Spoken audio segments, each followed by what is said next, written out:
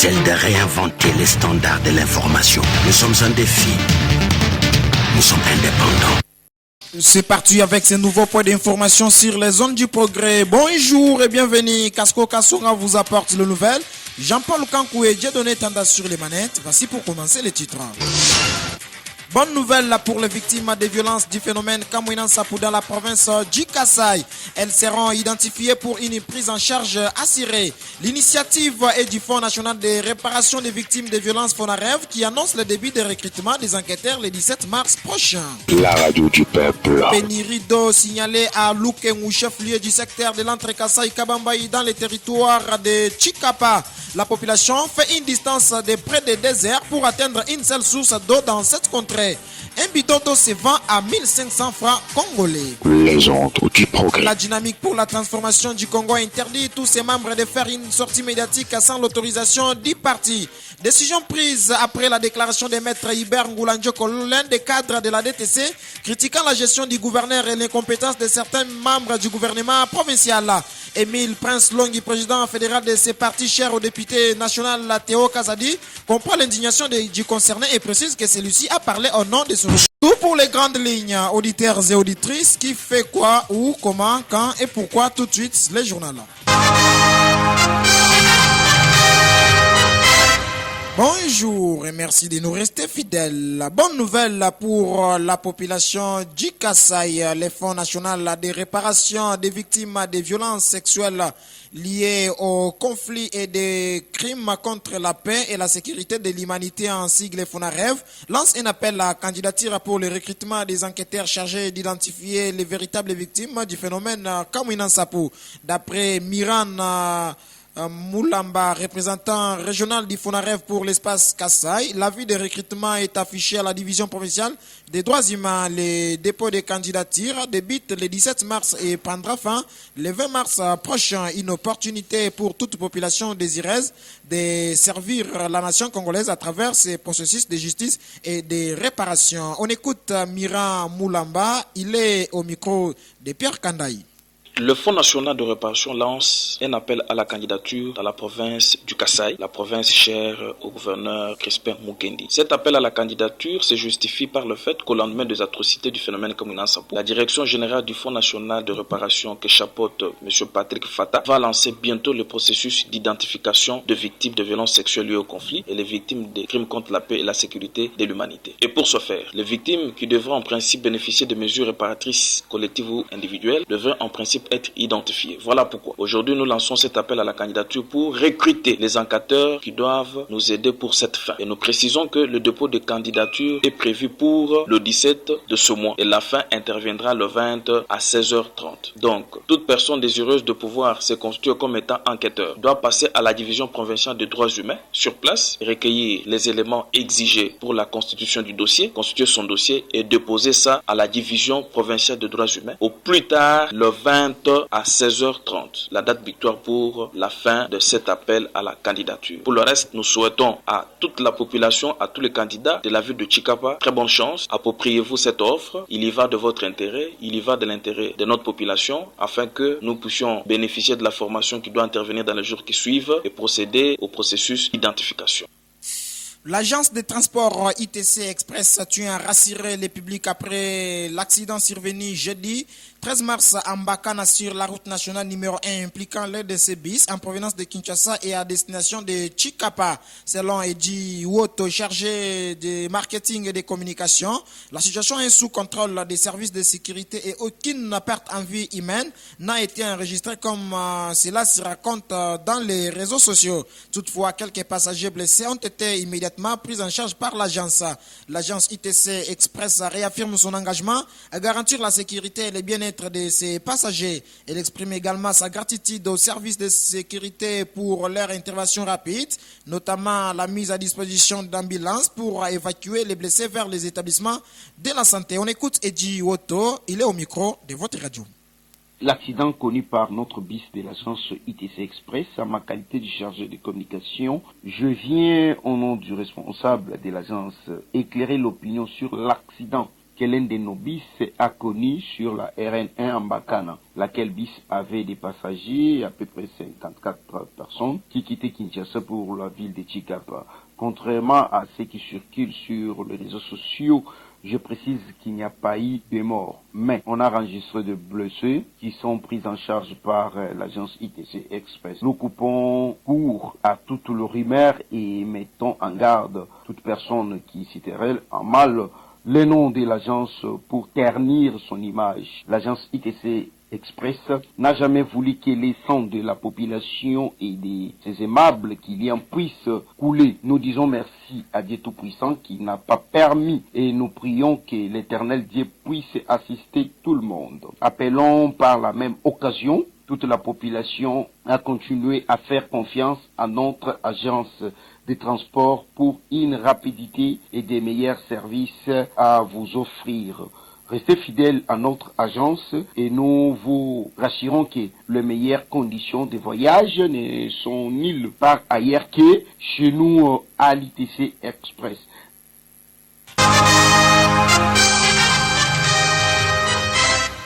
L'actualité dans la foulée, les habitants de Lukengu, chef-lieu du secteur de Kabambaï dans les territoires de Chikapa, sont confrontés à une crise aiguë d'eau potable, à une situation qui met en péril leur santé et leur bien-être quotidien. L'absence d'infrastructures d'eau potable contraint les résidents à parcourir de longues distances, environ 50 minutes pour atteindre la rivière la plus proche. L'eau qu'ils y puisent est loin d'être propre, présentant une couleur et une qualité douteuse. Pour remplir un simple bassin d'eau, il faut comprendre il faut plutôt compter entre 1h30 et 1h45 minutes de marche, un effort considérable qui pèse lourdement sur les épaules des femmes et des enfants. La pénurie d'eau a également un impact économique puisque un bidon d'eau se négocie à 1500 francs congolais, un prix exorbitant pour de nombreuses familles vivant dans la précarité. De plus, l'approvisionnement en eau est aléatoire, rendant l'accès à cette ressource vitale encore plus difficile. Face à cette situation alarmante, les habitants de Lukengu lancent un appel pressant aux élus et aux autorités compétentes. L'eau potable est un droit fondamental et son absence constitue une violation des droits humains. Les résidents demandent la mise en place d'infrastructures durables pour garantir un accès équitable à l'eau potable pour tous. Les manques d'eau potable exposent la population à un risque accru de maladies hydriques telles que la diarrhée, le choléra et la typhoïde. Les enfants, les femmes enceintes et les personnes âgées sont particulièrement vulnérables. De plus, la corvée d'eau accapare une grande partie du temps et de l'énergie des femmes, les empêchant de se consacrer à d'autres activités essentielles telles que l'éducation et l'agriculture. La crise de l'eau potable à Lukengu est une urgence humanitaire qui nécessite une action immédiate. Il est impératif que les autorités locales, provinciales et nationales se mobilisent pour trouver des solutions durables à ces problèmes. La construction des forages, la mise en place des systèmes de distribution d'eau et la sensibilisation à l'hygiène sont autant de mesures qui peuvent contribuer à améliorer la situation. On parle politique à présent. Les partis politiques dynamiques pour la transformation du Congo interdit tous ces cadres et membres de faire des sorties médiatiques, quelles que soient les circonstances ou structures politiques qu'ils appartiennent. Cette décision est prise ce jour par le président fédéral, Maître Émile Prince Longhi, suite à la sortie médiatique de l'un des cadres qui n'a pas été d'accord avec la gestion des membres du gouvernement Mukendi. Dans ces recadrages, Émile Prince Longhi met en garde à ceux qui veulent profiter des propos tenus par Hubert Ngoulandjoko pour diaboliser les partis politiques DTC auprès des autorités provinciales, car c'est lui qui a parlé l'a fait dans son nom et de sa structure qui n'est pas membre de la DTC. Toutefois, il confirme l'indignation du parti et invite les concernés à saisir l'occasion de voir le gouverneur Crispin Mukendi en face pour présenter ses observations, car ce qu'il a fait, c'est un règlement des comptes. On écoute Maître Émile Prince Longhi dans cet extrait choisi par Bernard Onakana.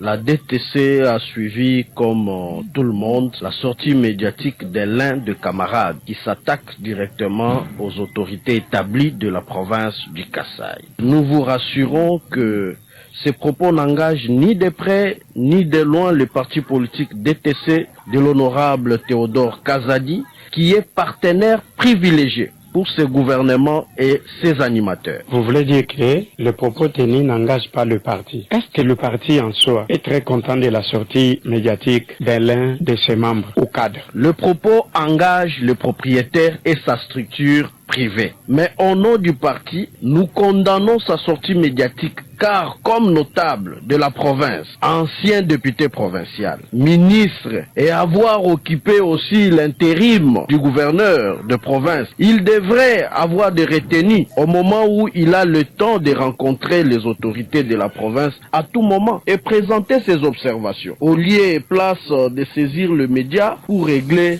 ses comptes. Si réellement, comme vous venez de le dire, il a parlé au nom de sa structure, pourquoi alors le parti intervient? Monsieur le journaliste, nous intervenons, c'est parce que le propos tenu dénigrant les institutions provinciales sont sortis de la bouche d'un camarade du parti, quand bien même il n'engage pas les partis. Cette mise au point, c'est un recadrage pour les autres qui doivent respecter la discipline du parti, quelle que soit leur appartenance dans des structures privées. Pour ceux qui ont suivi cette sortie, quel message que vous lancez à ceux qui pensent déjà que la DTC est opposée au pouvoir au niveau provincial? Nous invitons au calme ceux qui ont suivi cette sortie médiatique ratée, teintant de haine pour régler les comptes aux animateurs des institutions provinciales. Et mettons en garde ceux qui veulent diaboliser à tout prix les partis auprès des autorités de la place dans cette affaire. C'était Émile Prince Longhi. Je rappelle qu'il est président fédéral du parti politique dynamique pour la transformation du Congo, parti cher au député national Théodore Kazadi. Une mince en mémoire des faits, Pasteur Mouchia Oudine Ngani Adolphe s'organise ce dimanche 16 mars 2025 au sein de la paroisse Lumulumpe dans la commune de Djibumba 1. Prévu le 8 janvier dernier, cette messe de la commémoration du 5e anniversaire du regretté représentant provincial de l'ECC bar 60e CRP de l'ancienne province du Kasaï occidental et pasteur responsable de la paroisse Lumulumpe, Mouchia Oudine Ngani Adolphe, a été repoussé au dimanche 16 mars 2025 pour des raisons organisationnelles. À l'occasion, le pasteur Bangala Mouchia Jean-Marc, l'organisateur des assises qui confirme la nouvelle séjour, demande à tous les fidèles de l'ECC bar 60e CRP, en particulier les mondes religieux ainsi que les filles et fils du Kasaï en général d'être nombreux ce dimanche 16 mars 2025 dans les enceintes de la paroisse Lumulumpe à 9h30 au numéro 3 de l'avenue Kitona quartier Kamankonde dans la commune de Djibumba 1 afin de participer dans cette messe de la commémoration du 5e anniversaire de la mort du pasteur Mouchia Oudine Ngani Adolphe. Cordial bienvenue à tous. Au nom du Seigneur Jésus-Christ, a conclu le pasteur Bangala Mouchia Jean-Marc, l'organisateur.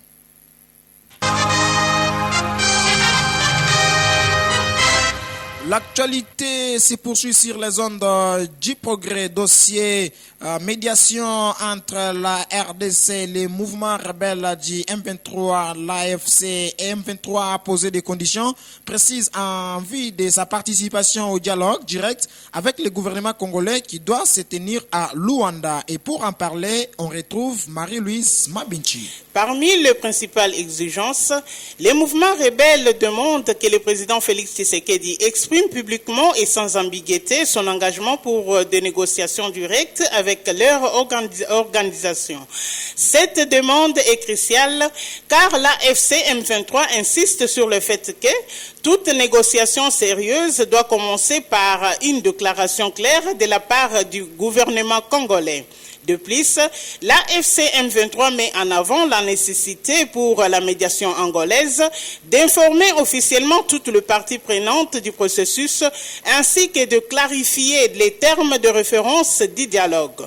Les mouvements rebelles dénoncent le fait qu'il n'a pas été formellement saisi de l'initiative, se contentant pour l'instant l'instant d'un simple communiqué publié sur le compte Facebook de la présidence angolaise.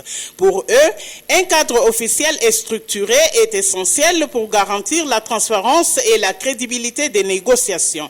Enfin, la FCM23 rappelle que toutes les résolutions prises lors du sommet conjoint des chefs d'État de l'AEAC et de la SADC à Dar es Salaam le 8 février 2025 doivent être respectées. Malgré les conditions, les mouvements rebelles restent attachés à une solution pacifique et réaffirment que seule une négociation directe pourra aboutir à une résolution durable de la crise qui touche l'Est de la République démocratique du Congo. Et pendant ce temps, toujours la situation sécuritaire de la RDC, signalons que la situation éducative dans les provinces du Nord Kivu et du Sud Kivu continue de se dégrader selon les chiffres actualisés publiés jeudi 13 mars par le ministère de l'Éducation nationale et Nouvelle Citoyenneté à travers un communiqué de presse.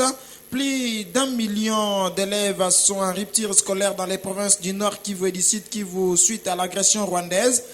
Plus de 5 000 écoles sont fermées dans les deux provinces.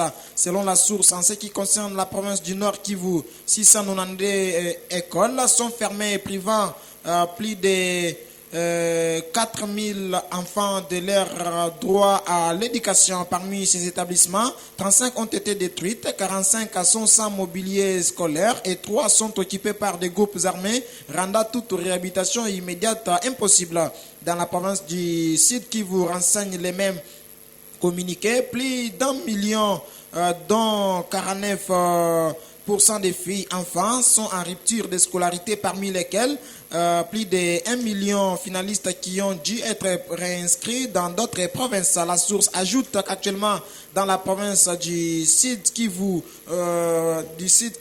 signalons que plus de 5 000 écoles sont fermées, réparties comme suit. Donc 3 160 écoles secondaires, 1156 écoles primaires, 319 écoles maternelles. Dans la province éducationnelle du Sud Kivu, rapporte les communiqués, plus de 1 million de salles de classe ont hébergé les déplacés dans la sous-division de Calais 1, tandis que 536 salles de classe de 66 écoles ont été entièrement détruites par des éclats de bombes. La présence des groupes armés affecte 57 écoles et 104 autres sont toujours occupées par des déplacés internes, compromettant ainsi toute reprise normale des cours pour plus de 48 000 élèves, dont 1 million 400 000 filles. Le matériel scolaire est également fortement endommagé avec 21 882 pupitres brûlés, 13 200 manuels scolaires détruits, 830 planches de matériel didactique volées et 336 tableaux, 400 étagères et 500 drapeaux réduits en cendres, lit-on dans les communiqués. On amorce donc l'atterrissage avec cette nouvelle réunie. C'est le mercredi 12 mars dernier dans la salle des conférences internationales du ministère des Affaires étrangères à l'occasion d'une séance spéciale Fara, donc qui veut dire en français face à face, organisé régulièrement. Jean-Pierre Liaou Eboa, vice-premier ministre et ministre de la fonction publique, les anciens élèves de l'école nationale d'administration ENA en sigle, ont été sensibilisés sur leur rôle crucial face aux défis que traverse la République démocratique du Congo. Soulignant l'urgence de mobiliser toutes les intelligences face à la guerre d'agression qui touche particulièrement l'Est du pays, le vice-premier ministre Jean-Pierre Liaou a rappelé aux énarques que cette guerre dépasse largement les cadres politiques ou gouvernementaux. Ce n'est pas une guerre faite contre les gouvernements actuels, mais bien contre la RDC tout entière, quel que soit le président en poste. Cette guerre sera menée contre le peuple congolais si les Congolais eux-mêmes n'en prennent pas pleinement conscience. Insistant sur la responsabilité qui incombe aux élites de la République, Jean-Pierre Liaou a appelé les anarches à les énarques à utiliser de manière active et stratégique les outils à leur disposition, Facebook, X, anciennement Twitter, Instagram. Ces plateformes sont des armes à votre portée pour contrer efficacement l'ennemi dans son entreprise des calomnies et des désinformations, a-t-il affirmé en exhortant des acteurs à une mobilisation citoyenne et numérique déterminée. Ce rendez-vous, rappelons-le, a été marqué par des échanges patriotiques très enrichissant, reflétant clairement l'attachement profond des énarques aux forces armées de la RDC et au commandant suprême Félix Tshisekedi. Au cours de ces discussions, les participants ont réaffirmé leur unité et leur amour indéfectible envers la nation congolaise. Celui de vous donner le meilleur de l'info.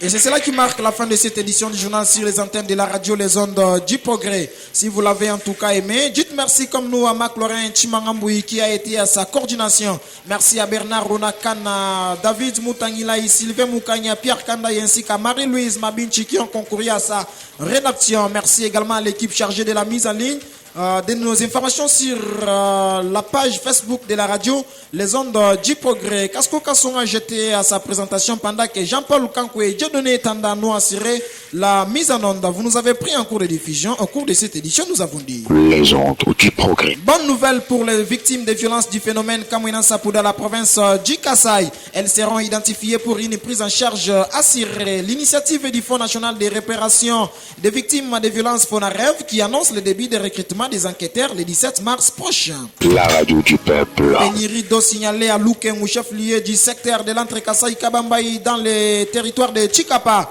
La population fait une distance de près de 2 heures pour atteindre une seule source d'eau dans cette contrée. Un bidon d'eau se vend à 1500 francs congolais. La dynamique pour la transformation du Congo interdit tous ses membres de faire une sortie médiatique sans l'autorisation du parti. Décision prise après la déclaration de Maître Hubert Ngoulanjoko, l'un des cadres de la DTC, critiquant la gestion du gouverneur et l'incompétence de certains membres du gouvernement provincial. Émile Prince Longi, président fédéral de ce parti cher au député national Théo Kazadi, comprend l'indignation du concerné et précise que celui-ci a parlé au nom de son organisation et non du parti. La radio du peuple. À toutes et à tous, nous vous disons une fois de plus merci pour votre sympathique attention. Auditeurs et auditrices de la 99 MHz, restez-nous toujours fidèles car l'actualité reste à continuer sur nos antennes, mais également sur notre page Facebook, la radio Les Ondes du Progrès. Et à très bientôt. L'actualité.